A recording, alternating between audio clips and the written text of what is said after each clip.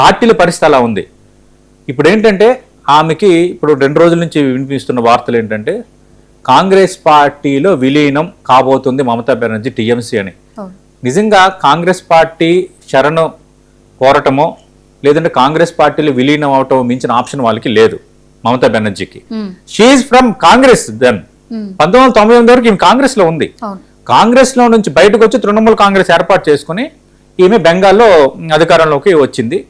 అయితే సోనియా గాంధీని కలిశారు, అభిషేక్ బెనర్జీ మేనల్లుడు కలిశారు.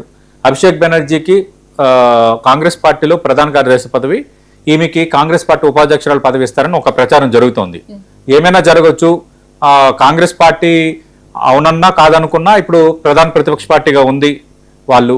రెండోది ఆ మాత్రం భారతీయ జనతా పార్టీని ఎదుర్కొనే ఆ మాత్రం శక్తి కాంగ్రెస్ పార్టీకి ఉంది. మూడోది ఇప్పుడు కాంగ్రెస్ పార్టీ తాము శైలయ్యే వాతావరణమే కనిపిస్తున్నాయి. అయితే ఇక్కడ ఏం జరుగుతుంది తెలుసా, మీకు తృణమూల్ కాంగ్రెస్ లో ఒక్కపోత ఆమె ఇంకా ఏం తెలుసుకోలేని వాతావరణంలో ఉంది. నేతలందరూ చేజారిపోతున్నారు. ఎంపీలు కానీ ఎమ్మెల్యేలు కానీ అందరూ ఇంకా బీజేపీ మోడల్ అంతా మారిపోతుంది.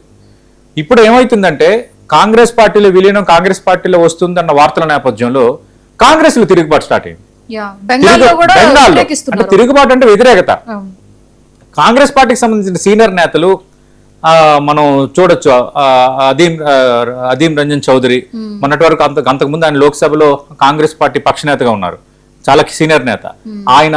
తర్వాత అబ్దుల్ మన్సూన్, వీళ్ళందరూ కీలక నేతలు అందరూ ఇప్పుడు ఖండిస్తున్నారు. ఎందుకు వ్యతిరేకిస్తున్నారు?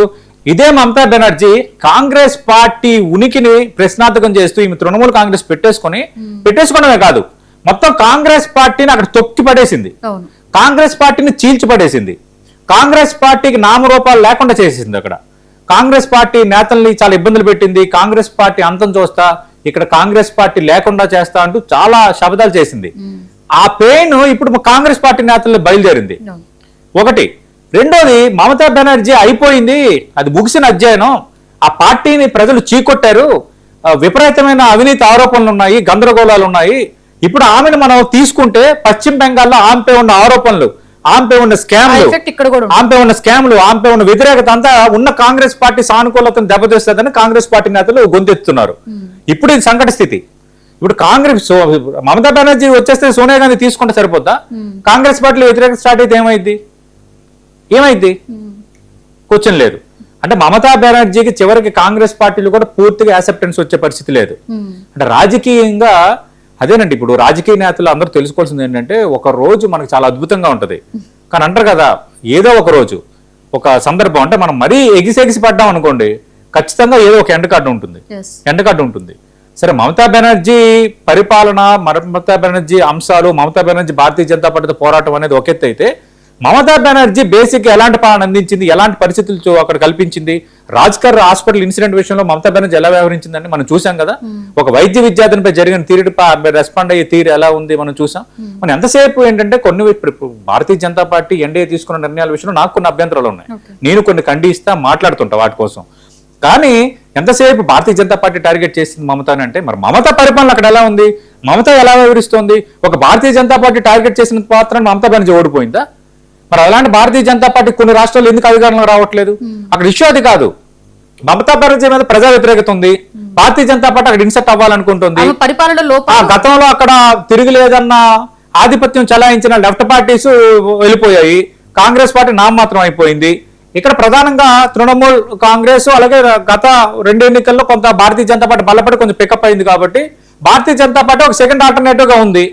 మమతా పైన ఈ తీవ్ర వ్యతిరేకత నేపథ్యంలో భారతీయ జనతా పార్టీ అవకాశాన్ని వాడుకుంది, అయిపోయింది, అక్కడ ఈ విషయం క్లోజ్. ఇప్పుడు మమతా బెనర్జీకి సంబంధించిన పార్టీ ఎమ్మెల్యేలు, పార్టీ ఎంపీలు భారతీయ జనతా పార్టీలోకి వెళ్తున్నారంటే ఇక్కడ 2 అంశాలు.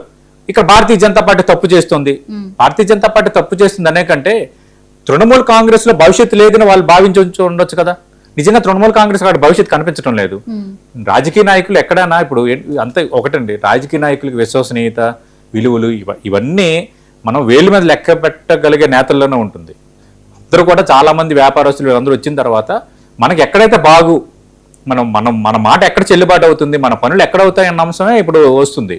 అందుకే భారతీయ జనతా పార్టీ సీఎం రమేష్ రంగంలో దించిన ఆయన కలకత్తాలో మకాం వేశారు, ఎంపీలతో మాట్లాడారు. చివరికి ఎంపీలందరూ ఇటు వచ్చేసిన వాతావరణం క్రియేట్ అయిపోయింది. ఇలా లార్జర్ సెన్స్ లో చూసుకునేటప్పుడు తృణమూల్ కాంగ్రెస్ సంబంధించి ఒకటి మమతా పరిస్థితి మీకు చెప్పాను. ఆమె కాంగ్రెస్ లో విలీనం చేస్తాము అనుకున్న పరిస్థితుల్లో ఇప్పుడు కాంగ్రెస్ లో తిరుగుబాటు ఏ విధంగా చూసినా ఇప్పుడు మమత ఏం చేస్తారో ప్రశ్నార్థకం. మరి ఇప్పుడు కాంగ్రెస్ పార్టీలను వ్యతిరేకత వస్తుంది కాబట్టి కాంగ్రెస్ పార్టీ తీసుకుంటుందా, లేదంటే కాంగ్రెస్ పార్టీ నేతలు సోనియా గాంధీ, రాహుల్ గాంధీ బెంగాల్ నేతల్ని సముదాయిస్తారా అనేది ఇప్పుడు మనకి తేలాల్సి ఉంది. సరే, ఇంకొక హాట్ ఇష్యూ ఏంటంటే